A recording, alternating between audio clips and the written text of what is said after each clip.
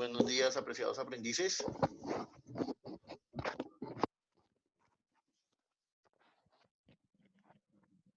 Buenos días. Buenos días. Quiero confirmar si todos están escuchando, por favor.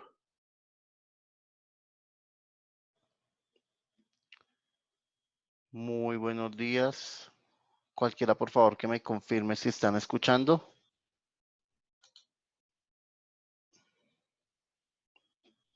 Para poder dar inicio a la formación. Buenos días.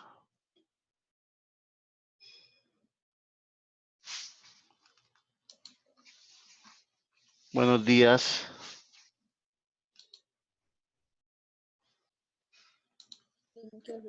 Buenos días, buenos días. Buenos días.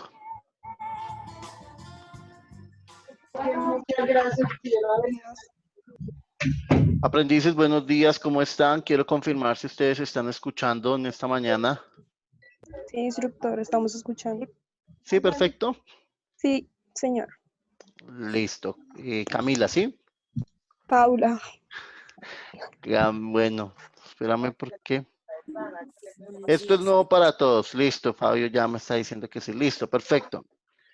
Entonces, les voy a pedir un favor. Si ustedes observan, si alguno de ustedes tiene alguna pregunta, alguna inquietud que hacer, por favor, me anticipan levantando la manito en el Zoom para poderlos habilitar, ¿de acuerdo? Porque voy a tener que seguramente deshabilitarlos a todos porque se escucha de pronto, están ahí hablando o están haciendo otras actividades, ¿de acuerdo? Buenos días, instructor. De acuerdo. Listo, bien, perfecto. Entonces, comencemos. El día de ayer estuvimos desarrollando nuestra sesión con relación a lo que tenía que ver con el salario. No sé si quedó alguna duda, alguna inquietud con el tema de salario. Me gustaría, de pronto, si alguien tiene dudas, que las podamos aclarar en este momento.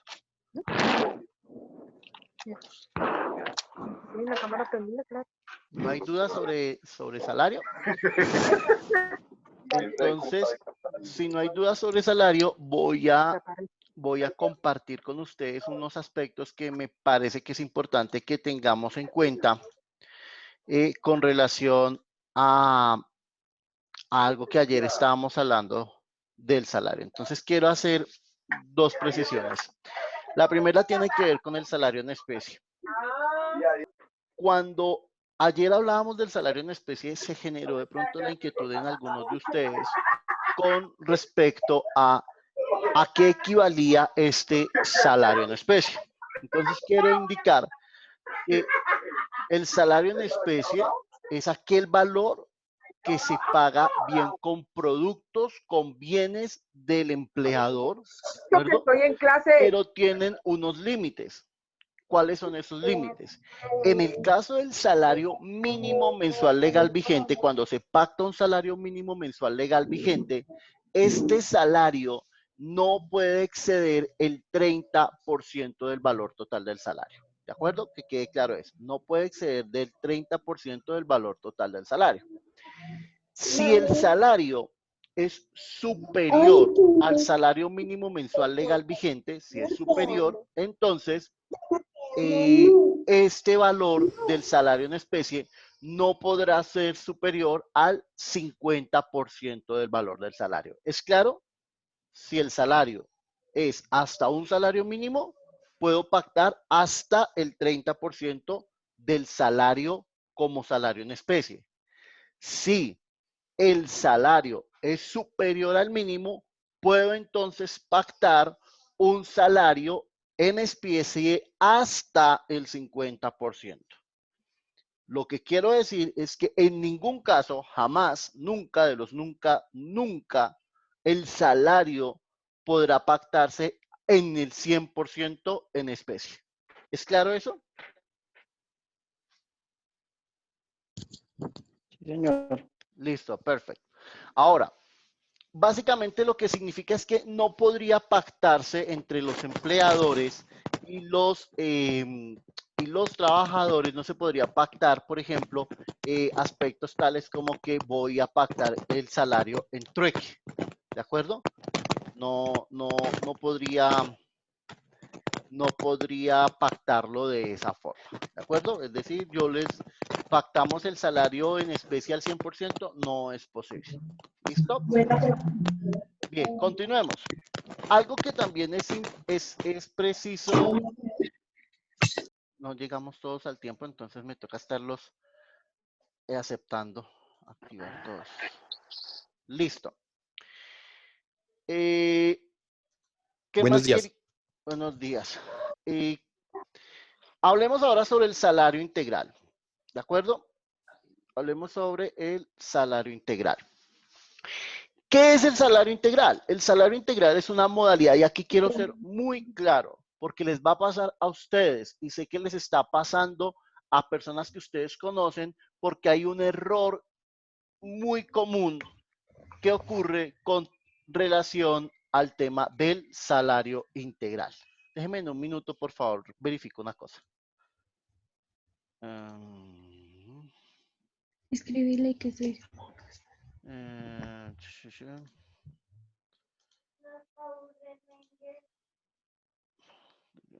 Quiero que todos puedan.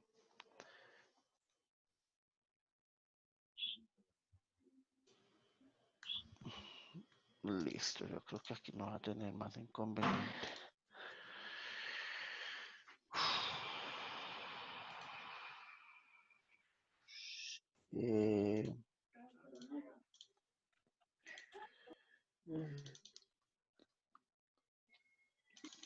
Bien, ¿ustedes están pudiendo ver la pantalla, muchachos? Sí, señor. Listo. Sí, señor. Listo. Sí, señor.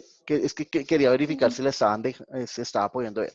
Hablemos del salario integral. ¿Qué es el salario integral? El salario integral es una modalidad de salario. Ayer les decía, hay un salario fijo, hay un salario variable y hay una variación en los salarios fijos. El salario integral es una modalidad de salario. En este tipo de salario, básicamente lo que ocurre es que las personas no reciben ni cesantías, ni intereses de cesantías, ni subsidios, ni primas, ni recargos como el trabajo nocturno, el extraordinario, el dominical, el festivo. No reciben eso, ¿de acuerdo? ¿Por qué? Porque dentro de su salario está integrado las prestaciones sociales, excepto las vacaciones. Así que el salario integral tiene una característica esencial, y es que la ley establece que en ningún caso, el salario integral puede ser inferior a 10 salarios mínimos mensuales legales vigentes más el 30% de la carga prestacional. Quiere decir esto, y aquí préstenme mucha atención, fíjense en esto que voy a marcar acá. El 70% del salario integral lo compone 10 salarios mínimos mensuales legales vigentes. Ese es el 70%. El otro 30% es la carga prestacional. Quiere decir esto que el salario integral en términos prácticos corresponde a 13 salarios mínimos mensuales legales vigentes. Nadie que se diga que percibe un salario integral podría recibir un salario inferior, y es un salario integral, inferior a 13 salarios mínimos mensuales legales vigentes.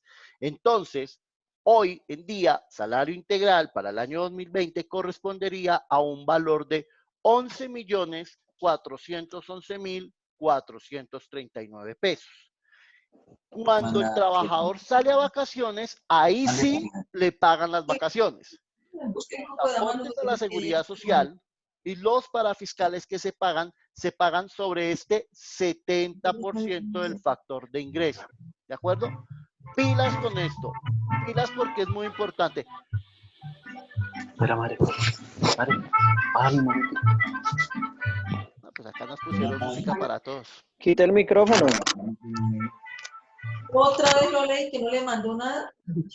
Silencien los micrófonos, por favor. Silencien la llamada. No. Jonathan. Jonathan, lo escucho. Daniel, ¿cómo se graba aquí en Zoom?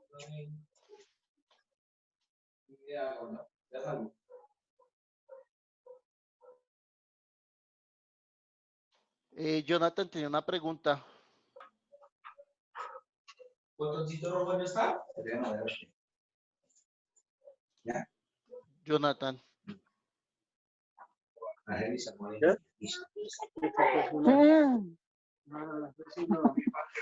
Yo no sé, Jonathan, ¿tenía alguna pregunta? Bien. ¿Hay alguna pregunta con relación al salario integral? ¿O quedó claro?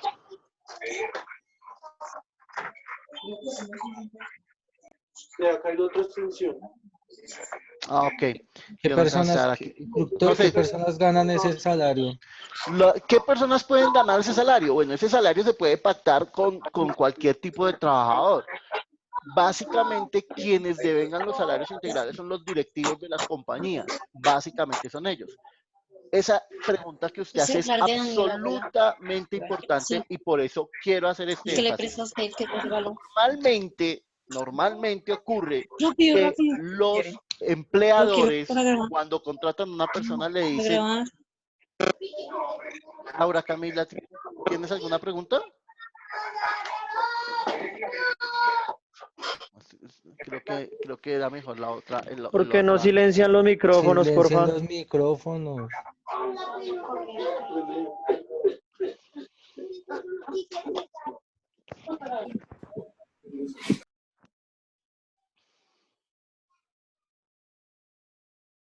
Bien, si no, yo silencio todos los micrófonos desde acá, pero va a ser complicado porque cuando vayan a hacer preguntas, no voy a saber quién es el que está preguntando. Entonces, ese es el tema.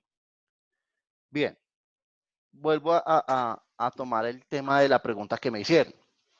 ¿Quiénes pueden devengar este salario? Los altos directivos de las compañías. Normalmente con ellos se pacta el salario integral. Pero, pilas con esto. Algunos empleadores contratan a sus trabajadores bajo esa figura de le voy a pagar un salario integral. Aclaro esto.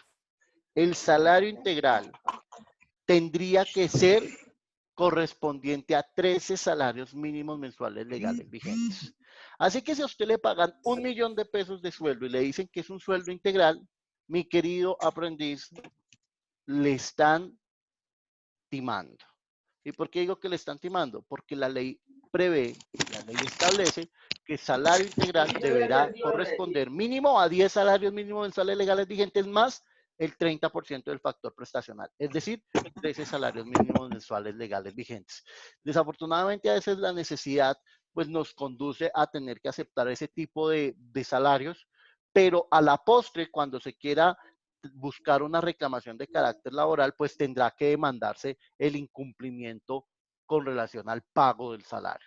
Porque recuerden que ¿qué es lo que tiene el salario integral? Que el reconocimiento de las cesantías, las primas y cualquier otro tipo de bonificación, horas extras y eso están incluidos dentro del salario. ¿De acuerdo? Entonces espero que esto haya quedado claro. ¿Está claro para todos? La verdad, profe, no muy bien porque oímos unos que hace poquito pues nos conectamos. Bueno, entonces, básicamente lo que estaba explicando es, igual esta grabación la voy a subir a YouTube para que la tengan ahí disponible. Por eso es importante que no hablen, para que no se vaya a quedar la distorsión. Lo que estaba explicándoles es que existe una modalidad de salario que es el salario integral. Este salario, el salario integral, está conformado por dos elementos. Un factor prestacional, que es el 30%, y el factor salarial, que es el 70%. En todo caso, y vuelvo a mostrar acá la imagen, en todo caso, déjenme les comparto la imagen porque seguramente no la están viendo. Es esta imagen. Bien, la estamos viendo, ¿sí? Todos la estamos viendo. Salario integral. ¿A qué corresponde el salario integral? El salario integral corresponde a estos dos componentes, 70% del factor de ingreso, 30% de carga prestacional. En todo caso, el salario integral es de 11.411.439 pesos para el salario integral en el año 2020. Fíjense en el ejercicio que está acá hecho. 877.803 pesos por 3 salarios mínimos da 2.633.000 pesos. Esta es la carga prestacional. Y 877.803 por 10 salarios da 8.778.030 pesos, que corresponde al factor de ingreso. Esto lo que quiere indicar es que un salario integral no puede ser inferior a 11.411.000 pesos. ¿Por qué razón? Porque las personas no reciben ni cesantías ni sus intereses, ni los subsidios o suministros en especie, ¿Aló? ni las primas legales o extralegales, ¿Aló? ni recargos como trabajo nocturno, extraordinario, dominical o festivos.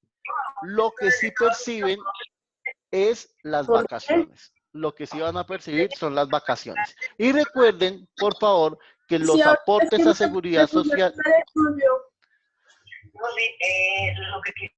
No, enterémonos de la conversación de la compañera mientras ella En serio, nos por lo favor, permite. los micrófonos, gracias. Silencia el micrófono.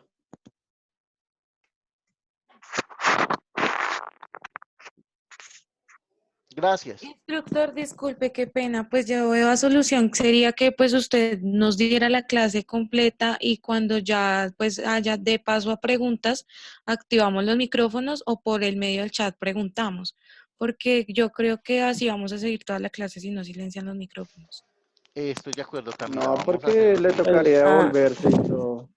Mejor ¿Qué sería les la clase cuesta como se hizo el silenciar el primer micrófono? día. No, pues a mí no me parece. O hacer las clases por Que ficha, no porque eso silencien, le que no vuelve Por loco. silencien fichas, el instructor, de micrófono. pronto, porque es que también Instructor, silencia tú más los micrófonos y ahí tiene la luz Sí. Es verde. que yo no veo Él lo da el difícil de que lo espacio, silencien.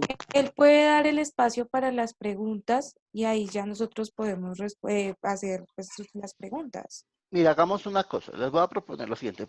Me dicen que por qué no las hago por fichas. Porque es que todas las fichas están viendo el mismo tema. Y entiéndanme que yo sé que algunos instructores les están programando simultáneamente las actividades. ¿Sí? Yo lo sé. Entonces, como esta es complementaria y todas las fichas están viendo exactamente el mismo tema conmigo, por eso prefiero integrarlas, ¿sí? Por eso también les he dicho, bueno, si no pueden estar en el directo, vemos la grabación. Lo que sí voy a hacer, definitivamente lo que sí voy a hacer es silenciar los micrófonos. Cuando alguno tenga alguna pregunta, me indica levantando la mano y yo le habilito el micrófono para que podamos desarrollar bien, porque si no vamos a tener acá un inconveniente durante toda la sesión. Instructor, los que no tenemos buena la idea, cámara instructor. activada, podemos escribir en el chat que tenemos una pregunta, ¿sí? Para que Sí, active el claro, micrófono. pero por ejemplo, mire, Cristian me estaba hablando. Sí, no tiene la cámara, pero tiene el micrófono. Entonces no hay problema porque lo podemos escuchar. ¿Listo? Entonces déjenme, yo les voy a bloquear a todos el micrófono.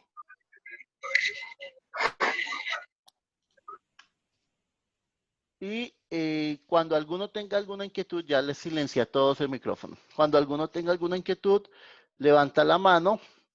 Por ejemplo, Laura Camilo en este momento tiene la mano levantada y yo les hago las preguntas. Bien, entonces comencemos nuevamente. Estaba explicando con relación a esto, al salario integral, que estas personas no reciben ninguna de estas, ni los subsidios, ni las cesantías, ni las primas, ni los recargos, y que lo único que van a recibir al momento de salir van a ser lo que tiene que ver con las vacaciones. No es posible, no va a ser posible nunca, de los nunca, que un trabajador con menos de 13 salarios mínimos mensuales legales vigentes perciba un salario integral. O sea, si les ofrecen un salario integral por menos de 13 salarios mínimos, los están timando. ¿Habrá lugar en algún momento a hacer algún tipo de reclamación? Sí, claro, se podrá reclamar, bien acudiendo a las autoridades administrativas del trabajo, el Ministerio de Trabajo, o ante las autoridades judiciales del trabajo, que serían los jueces de la República. ¿De acuerdo? Pero esto es muy importante que lo tengamos en cuenta. ¿Listo? ¿No escuchan? Ahora no escuchan.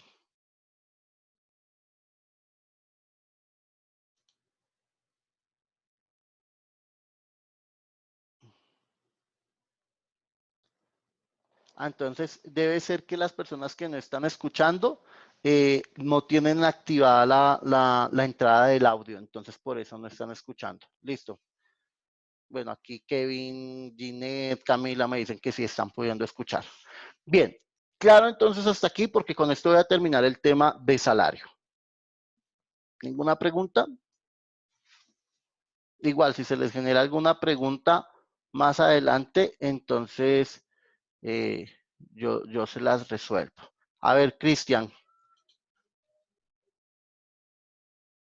Cristian tiene una duda. Cristian, pregunte, por favor. Espéreme un minuto, le habilito el audio, Cristian, para que pueda preguntar sin problema. Pregunte, Cristian. ¿Me escucha, instructor? Sí, ahí lo estamos escuchando. Instructor, yo tengo una duda, pero no es, o sea, es sobre salario, pero no es sobre el salario integral. No importa. Digamos, en nuestro caso, recuerda que hace unos días yo le pregunté sobre lo del salario que nos iban o sea, que íbamos a recibir nosotros sobre lo de la tasa de desempleo, si íbamos a recibir el 75 del 100%. Lo que ustedes reciben, que es la cuota de compensación. Sí, señor. Entonces, yo tengo una duda, porque usted explicó que dependía de la tasa de desempleo del año pasado, ¿sí? Sí. Entonces, usted nos dijo que desde este año pagarían el 75%. Sí. ¿Sí? Pero entonces nosotros firmamos contrato el año pasado. Ok. Entonces, ahí nos pagarían el 100% o el 75% por haber firmado el año pasado. Muy buena pregunta, muy buena pregunta. Contrato de aprendizaje se supone que ustedes lo suscribieron el año pasado y están en una etapa lectiva y a partir de la etapa productiva continúan con su proceso. Digamos que el SENA ya esto lo ha decantado también con los empleadores. Quienes suscribieron sus contratos de aprendizaje en vigencia del índice de desempleo del año 2018 deberán percibir hasta que finalice el contrato de aprendizaje el 100% del salario mínimo. Quienes suscriban los contratos de aprendizaje en vigencia del índice de desempleo del año 2019 deberán percibir el 75% en lo que corresponde a su contrato de aprendizaje. ¿De acuerdo? Ahí lo que ocurre es que cualquier situación que se presente con relación a eso ya lo tendrán que resolver directamente los empleadores con el SENA, porque pasa que muchos empleadores consideran que comenzamos un año nuevo y como hay un índice de desempleo de 2 dígitos, entonces le bajo automáticamente la monetización, la compensación que le estoy pagando o que le estoy reconociendo al aprendiz. Y esto no está bien porque las condiciones del contrato de aprendizaje fueron distintas. Javier tiene una pregunta, Javier. Gracias, instructor. A ver. Listo, Javier. Pregunta. Profe, entonces, según lo que le entiendo del mismo tema que está preguntando el compañero, yo firmé en el 2018 y el índice estaba en un dígito, o sea, ¿entraría a etapa productiva con el 100%? Sí. Si se presenta alguna inquietud profe. al respecto con los compañeros de etapa productiva del Centro de Gestión Administrativa, ellos se los pueden resolver, pero sin duda alguna las condiciones que se pactaron eran distintas.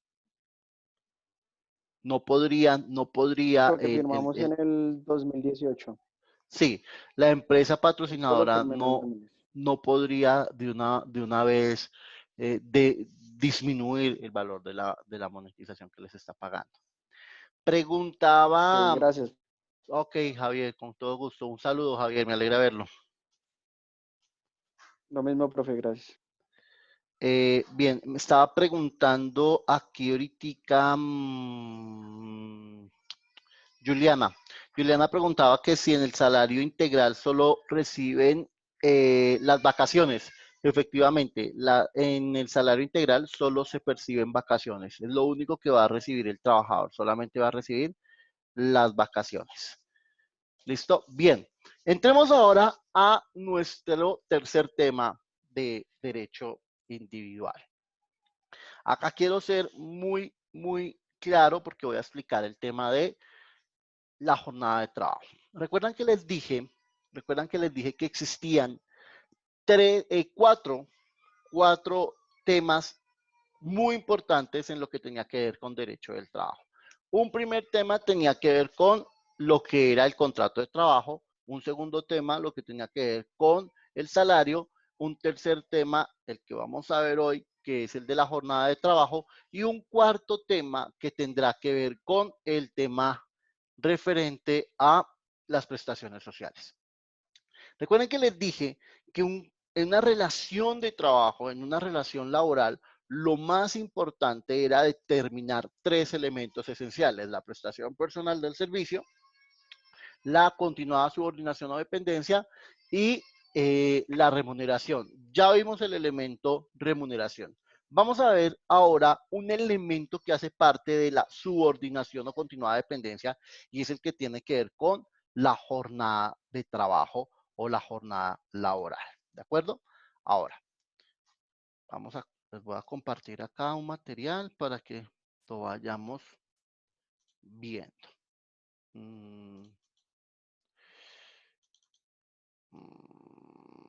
Espérame. Es esta.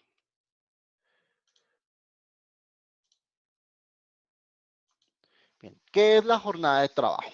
Entonces, el artículo 158 del Código Sustantivo del Trabajo es el que nos va a determinar qué entendemos nosotros por jornada de trabajo.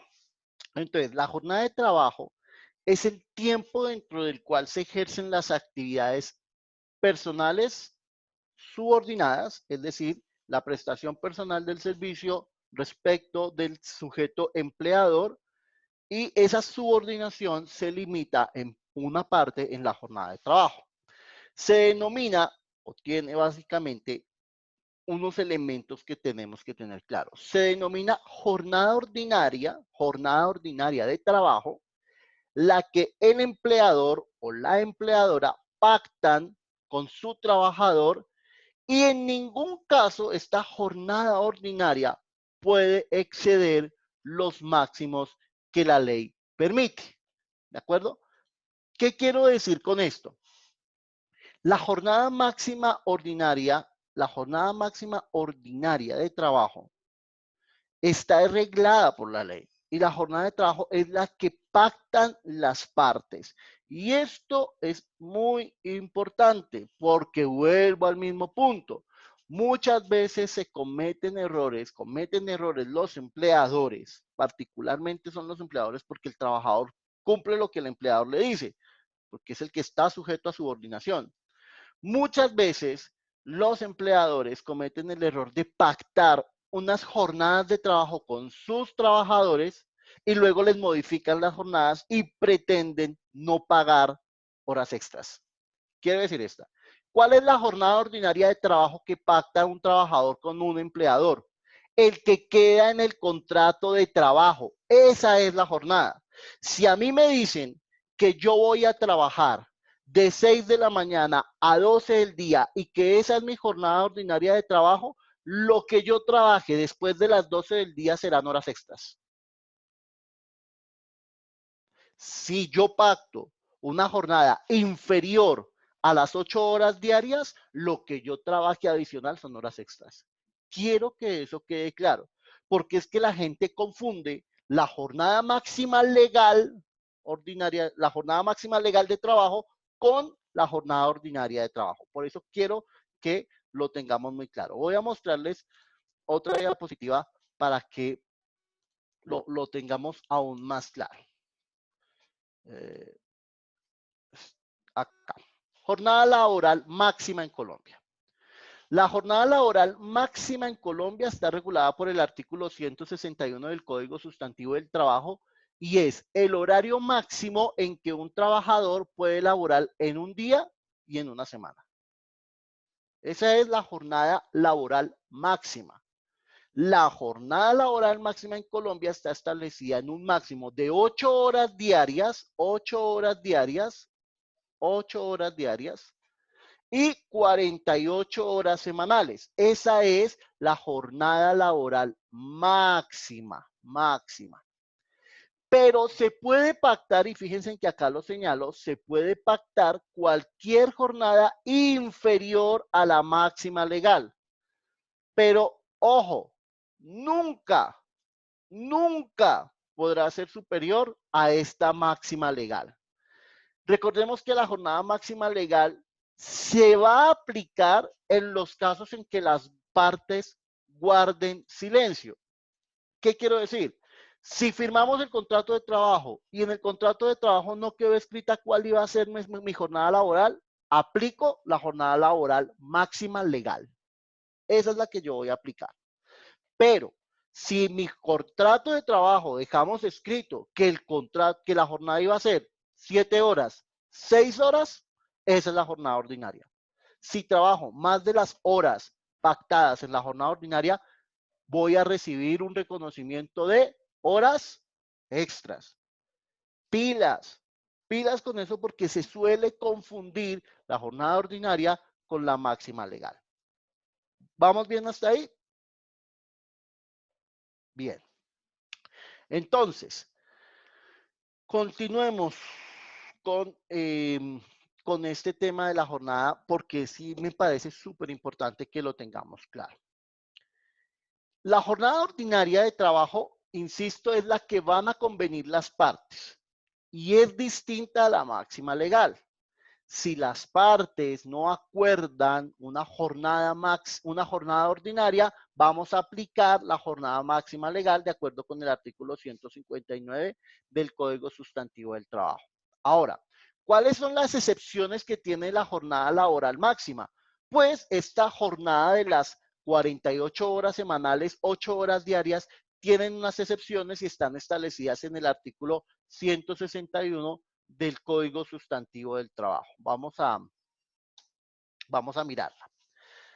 Digamos que aquí voy a pausar un momentico para explicar algo. Yo sé que ustedes, muchos están tomando apunte de lo que ven, tanto de lo que estaba en el tablero como lo que estamos viendo aquí en la pantalla. Yo les voy a facilitar las diapositivas. Este material de lectura está dentro de la guía que yo les entregué. Ahí este material de lectura está. ¿De acuerdo? Entonces, pues, para que no se vayan a preguntar. A ver, le voy a dar el uso de la palabra a Camila, que tiene una inquietud. ¿Se nos fue Camila, Pachón? A ver. Camila, pregunta, por favor.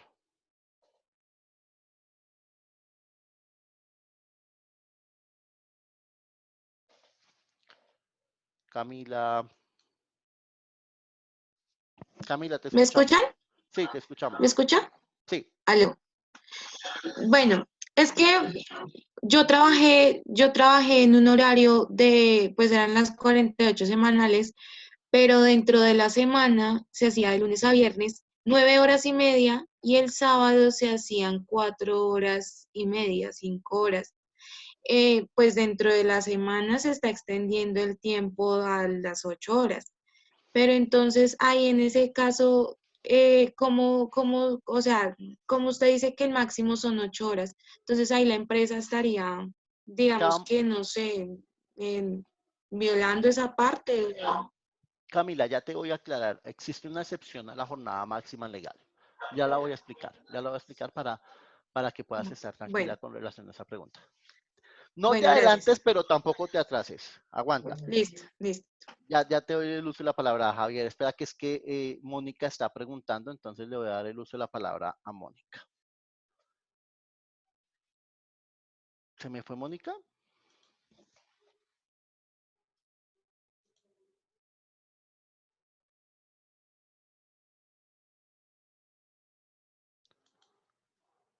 A ver, Mónica, ¿por qué no me aparece Mónica?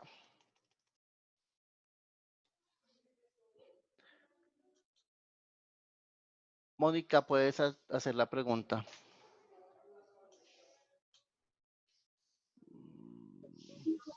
Aló. Aló, Mónica, te escuchamos. ¿Listo? Sí. Profe, tengo una pregunta. Si hay algunas empresas en las cuales donde los empleados están trabajando más de las 48 horas, ¿sí? Pero, digamos, la empresa no le está pagando las horas extras a los empleados. O sea, digamos, ellos se quedan como 2, 3 horas más porque se los piden. ¿Qué sucede en ese caso? Yo aquí voy a hablar como abogado, no como instructor. Lo que deben hacer en ese caso es ir haciendo una lista de todas esas horitas y cuando finalice su relación de trabajo, cobrarlas. Porque eso es una deuda que tiene el empleador con el trabajador. Puede hacerle la reclamación directamente al empleador diciéndole, hey, señor empleador, usted me está deudando tantas horas extras. Es un derecho. Pilas con esto. Las horas extras, si yo las acredito y tengo como demostrar que las trabajé, y el empleador con su autorización, con su anuencia, con su solicitud, me hizo trabajar las horas extras, son un derecho cierto e indiscutible y por lo tanto me tienen que reconocer las horas extras. No hacerlo implicaría que el empleador me está incumpliendo el contrato de trabajo y podría conducirme a que yo como trabajador presente una renuncia, pero esta renuncia tiene una figura en el derecho del trabajo que se denomina el despido indirecto, es decir, es una renuncia motivada del trabajador en la cual le termina la relación de trabajo al empleador por culpa del empleador y hay lugar a una indemnización por despido sin justa causa.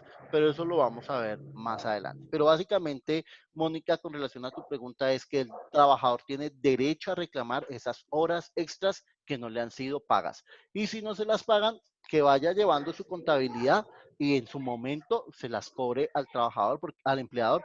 Porque ustedes recuerdan que les expliqué algo de cuando estábamos hablando de los modos de producción. Recuerdan que les hablé de cómo cuando estamos hablando de todo el tema de Carlos Marx y esto, se habla de una plusvalía. Esa plusvalía es el valor adicional que el trabajador le está aportando al empleador y que tiene que ser remunerado.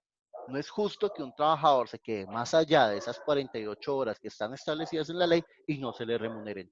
Tiene lugar a una remuneración sin duda alguna. ¿Claro? Sí, señor. Listo. Jessica tiene una pregunta. A ver, Jessica. Jessica, ya puedes preguntar. Jessica, ya puedes preguntar. Instructor, una pregunta. Cuando uno hace horas extras y uno pide pues que se las paguen, pero le dicen que no por ser trabajador de confianza sin haber firmado ningún papel que lo indique, ¿uno qué puede hacer? Ya voy a explicar también con relación a los empleados de confianza. Hay una excepción de horas extras de reconocimiento de trabajo, pero es que el trabajador de confianza no es cualquiera. O sea, y no es que todos los trabajadores de confianza no tengan derecho a un reconocimiento por trabajo suplementario. Existe una excepción. Trabajador de confianza no es cualquier trabajador. A veces ponen, por ejemplo, que el señor perdón, con todo respeto de las personas que trabajan en esto, pero la señora de servicios generales que apoya entregando tintos, que es una trabajadora de confianza. Carajo, ¿de cuándo acá la señora que reparte tintos es un empleado de confianza? No, señores, los empleados de confianza son empleados de dirección, de confianza y de manejo. Es decir, son personas que están muy, muy cercanos a la alta dirección de las compañías y que manejan información reservada. Por eso la confianza. Que manejan los recursos de la empresa, de ahí la confianza. Pero a mí no me vengan a decir que la señora que reparte los tintos es una empleada de confianza para no pagarle horas extras, para no pagarle el recargo nocturno, para no pagarle, porque es que se inventan esas teorías que son traídas de los cabellos y así lo colocan en los contratos de trabajo. No, señores. Dirección, confianza y manejo. No es la señora que reparte los tintos. ¿Podría eventualmente ser la secretaria? Ahí yo tengo una discusión, porque si bien es cierto la secretaria es de confianza, no es una, digamos que no es una persona a la cual no se le deba reconocer su trabajo adicional, porque es que el trabajo adicional de la secretaria tiene que ser remunerado. No sé, Jessica, si con eso quedó clara tu pregunta. Algo así. O sea, entonces en ese caso, ¿no qué podría hacer? Lo mismo que en el caso anterior que le decía a Mónica.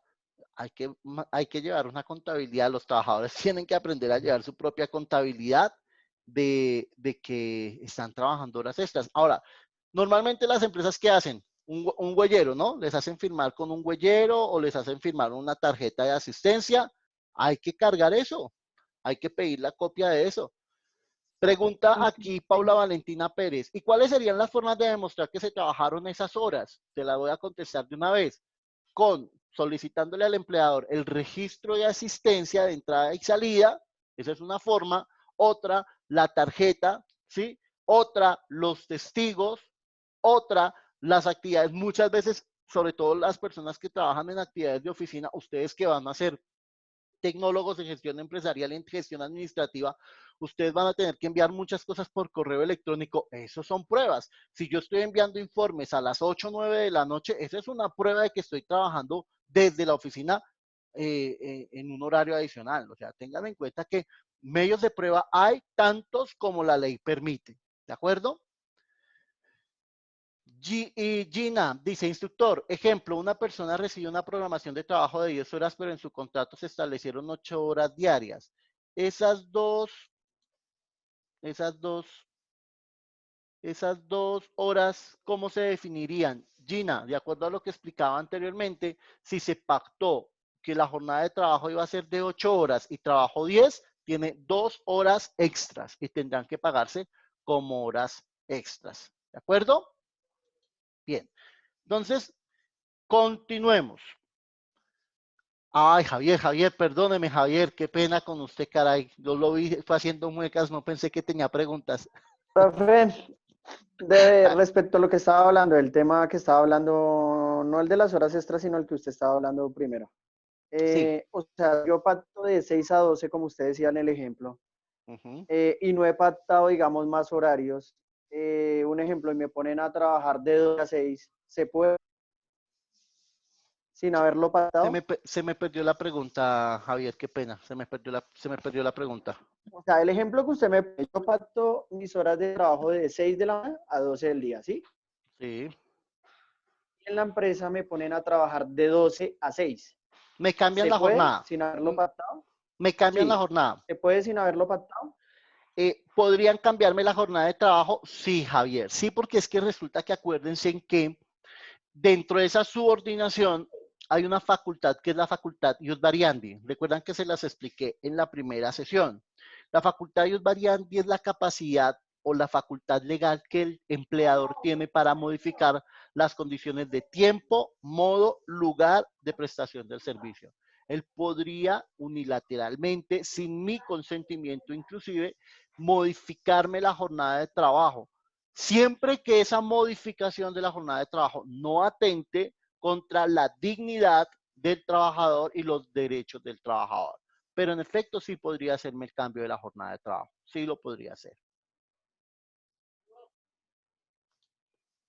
Por eso es importante, Javier, que ante esas circunstancias, pues, el empleador no lo haga abruptamente, sino que, pues, por lo menos se lo informe al trabajador, porque muchas veces el trabajador tiene actividades pactadas o concertadas con anterioridad para una franja distinta a la que normalmente presta su servicio y, pues, le generaría inconvenientes. Entonces, es bueno, es sano que el empleador se lo manifieste a su trabajador, ¿no? Porque así como al empleador no le gustaría que de pronto tenga una cita con un empresario y que le cambien abruptamente la cita, pues creo que tampoco sería justo que él se la hiciera con sus trabajadores. ¿Listo? Bien. Gracias. Con gusto, Javier. Continuamos entonces. Hablando entonces, y creo que con esto voy a contestar la pregunta de Camila, si mal no estoy, que fue la que preguntó esto. Cuando se trata de la jornada máxima legal, hay una excepción. Y es que de acuerdo con el literal del artículo 161 del Código Sustantivo del Trabajo, el empleador y el trabajador pueden acordar que la jornada semanal de 48 horas, que no puede ser más de 48 horas semanales, se realice mediante jornadas diarias flexibles de trabajo, que se distribuyen en máximo 6 días a la semana con un día de descanso obligatorio que podrá coincidir con el domingo. Así, el número de horas de trabajo diario podrá repartirse de manera variable durante la respectiva semana, teniendo como mínimo 4 horas continuas y como máximo hasta 10 horas diarias sin lugar a ningún recargo por trabajo suplementario cuando el número de trabajo no exceda en promedio de 48 horas semanales dentro de la jornada ordinaria de 6 de la mañana a 9 de la noche. La jornada ordinaria de trabajo, y aquí hago de una vez este paréntesis, la jornada ordinaria de trabajo diurna es la que va de 6 de la mañana a 9 de la noche. Curiosamente, Colombia, nuestra patria querida, esta patria amada que tanto queremos, es una, digamos que es anormal hasta en su horario. Colombia es de los pocos países del mundo en que de noche es de día.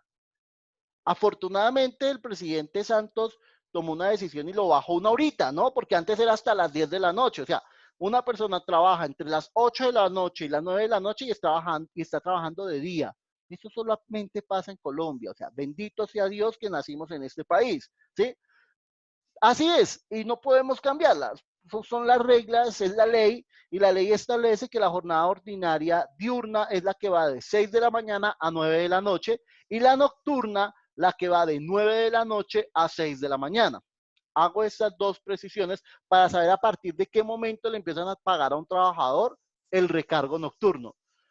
Antes de la reforma de la ley 789 de 2002 del expresidente Álvaro Uribe Vélez, antes de esta reforma, la jornada ordinaria era de 6 de la mañana a 6 de la tarde. Es decir, que si un trabajador laboraba a partir de las 6 de la tarde, se le reconocía recargo nocturno desde ese momento. Hoy en día, el recargo nocturno se reconoce a partir de las 9 de la noche. Colombia, patria linda, patria querida, tiene la particularidad que las 6, las 7, las 8 de la noche es de día. Acuérdense de mí, es de día. Métanse en eso en la cabeza. En materia laboral, trabajar a las 7 de la noche, a las 8 de la noche es como si usted estuviera trabajando de día. Porque muchas personas dicen, no, ya me tendrían que pagar recargo nocturno. No. De 6 de la mañana a 9 de la noche es la jornada diurna. Continuamos entonces con nuestra presentación con relación a la excepción del caso que nos estaba preguntando Camila. Entonces, cuando el trabajador y el empleador pactan distribuir esas 48 horas semanales, en la semana, pueden pactar hasta 10 horas diarias. Esto se hace mediante jornadas laborales flexibles, es decir, en un día puede tener una jornada laboral y en otro otra jornada laboral. Sin embargo, pilas con esto. No puede ser superior a 48 horas. Si es superior a 48 horas, se tiene que reconocer horas extras. Miren este ejemplo que está acá, este ejemplo que les pongo acá. El día lunes un trabajador puede laborar 10 horas. El día martes puede trabajar 10 horas. El miércoles 8 horas. El jueves 8 horas. El viernes 8 horas. El sábado 4 horas. Total de horas 48. Fíjense que es absolutamente claro. Podría trabajar lunes 10 horas, martes 10 horas, miércoles 10 horas, jueves 10 horas, viernes 8 horas y el sábado no trabajar. O sea, el trabajador y el empleador pueden flexibilizar la jornada de trabajo. ¿De acuerdo? Eso es importante que lo tengamos en cuenta. ¿Listo? Bien, continuemos entonces con otro elemento que es importante dentro de nuestro proceso de formación y es el que tiene que ver con ¿cuáles son los descansos obligatorios o qué son los descansos obligatorios? Los descansos obligatorios son los días de la semana que por ley el empleador o la empleadora, la empresa, el empresario, debe reconocer o conceder a su trabajador. Esta duración del descanso obligatorio no puede ser inferior a 24 horas. Tradicionalmente se considera que los descansos obligatorios se conceden los días domingos, pero las partes podrían acordar que este día de descanso pueda ser modificado por otro, un sábado o un día entre semana. Cuando los trabajadores laboren, y esto quiero ser sumamente claro y acá quiero explicarlo, cuando los trabajadores laboren habitualmente los domingos, necesariamente el día de descanso tendrá que tener un día compensatorio de descanso entre semana. Eso es súper, súper importante. Bien, rápidamente porque tengo programada la sesión para 1 hora. para una hora, cosa que finalicemos a las 12 y mañana yo creo que nos reunimos, ahorita lo pactamos y nos reunimos a la misma hora o más temprano o más tarde. Hoy hay conmigo 67 participantes, me parece que estamos bien en la asistencia, entonces ya nos ponemos de acuerdo porque mañana quiero que miremos lo que tiene que ver rápidamente con prestaciones sociales para el examen, queridos aprendices, que vamos a tener el día lunes. El día lunes tenemos examen, selección múltiple con única respuesta, chévere, delicioso, relajado. Ustedes desde su casa haciendo copia porque es lo que van a aprovechar para hacer, pero no importa. La idea es que aprendan, a mí no me importa. Si ustedes se copian, tranquilos, frescos, a mí no me están engañando, se están engañando ustedes mismos. Y por otro lado, yo no los rajo. Yo no estoy aquí para rajar a nadie. La vida se encargará de rajarlos. Es así de sencillo. Es la ética de ustedes, no es la mía. Yo esto ya me lo sé, de memoria. Entonces, pilas. Vamos a ver rápidamente unos elementos que quiero compartir y creo que no alcanzo a hacer los ejemplos. Mañana los hago. De pronto mañana la sesión la voy a hacer 1 horita y media. No 1 hora, sino 1 hora y media. Para que logremos avanzar y finalizar. Para que el lunes puedan estudiar y el lunes hagan su examen sin ningún inconveniente. Pero quiero que concertemos el tema de la hora, muchachos, porque no quiero que de pronto ustedes tengan compromisos con otros instructores y entonces después digan, no, es que el instructor Julián nos tenía sumamente acaparados y no nos dejaba ni respirar. Creo que no ha sido así, creo que los he dejado respirar bastante. Bien. ¿Qué pasa? Y acá quiero entrar a lo que me parece más importante. Acá. ¿Qué pasa cuando un trabajador labora más allá de su jornada de trabajo? Es decir, cuando las labores se prestan en un horario nocturno que va entre las 9 de la noche y las 6 de la mañana y cuando trabaja más de las 48 horas en el día, en la noche, un sábado, un domingo o un festivo. Entonces, cuando las labores se presten en un horario nocturno entre las 9 de la noche y las 6 de la mañana, al trabajador se le debe pagar un recargo por trabajo nocturno. No es hora extra, pilas, es un recargo nocturno. Y esto equivale al 35% del valor de la hora. Mañana voy a hacer los ejemplos, solamente quiero que lo tengamos acá anunciado. Vale, equivale al 35% del valor de la hora del recargo nocturno. Cuando se excede la jornada ordinaria de trabajo, o en todo caso excede la jornada máxima legal, habrá lugar al reconocimiento de los recargos que la ley define. En este caso se define trabajo suplementario o de horas extras. Si se trabaja 1 hora extra diurna, la remuneración va a ser del 25%.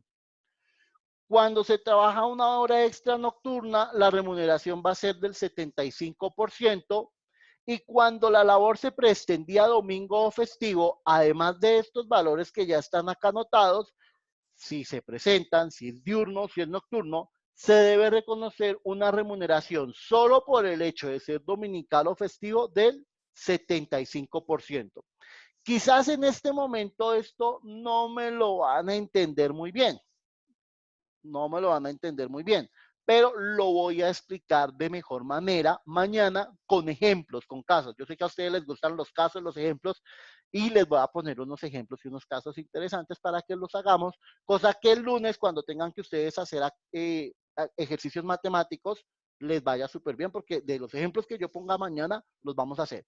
La mayoría me están diciendo que hagamos la sesión mañana a las 10 de la mañana. No sé si tienen inconvenientes. ¿Para todos está bien a las 10 de la mañana? Bien, entonces lo vamos a concertar a las 10 de la mañana. Entonces trabajaríamos, ¿les parece? Voy a proponerles lo siguiente. Trabajemos de la primera franja, trabajémosla de 10 a 10:50, descansamos 10 minuticos y de 11 a 12. Y con eso evacuamos de una vez todo y creo que nos va a ir mejor porque evacuamos los 2 temas que me harían falta. Listo. Entonces creo que estamos todos de acuerdo. Entonces, mañana vamos de 10 a 10:50 y luego vamos de 11 a 12. ¿Listo? Bien, déjenme terminar entonces en el día de hoy con lo siguiente.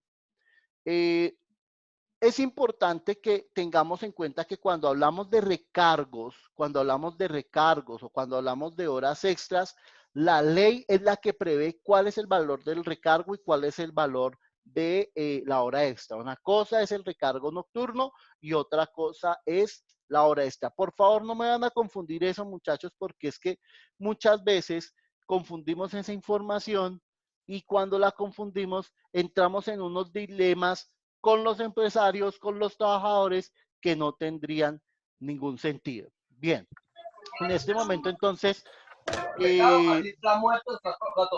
concertamos que mañana nos encontramos otra vez. De acuerdo. Ya, otra vez los silencié a todos. Concertamos entonces que mañana nos vemos con la ayuda de Dios a las 10 de la mañana y trabajamos 10, 10 y 50, descansamos 10 minutos, 11 a 12 y finalizamos temas. ¿Listo? Para mí fue un gusto haber estado con ustedes el día de hoy. Espero que les termine de ir bien en su franja. Planen con las actividades que les estoy dejando en Classroom. Y el lunes, ya saben, tenemos evaluación, la primera evaluación. ¿De acuerdo? Un gusto para todos. Chao, que descansen, que tengan buena tarde. Profe, lo mismo, gracias.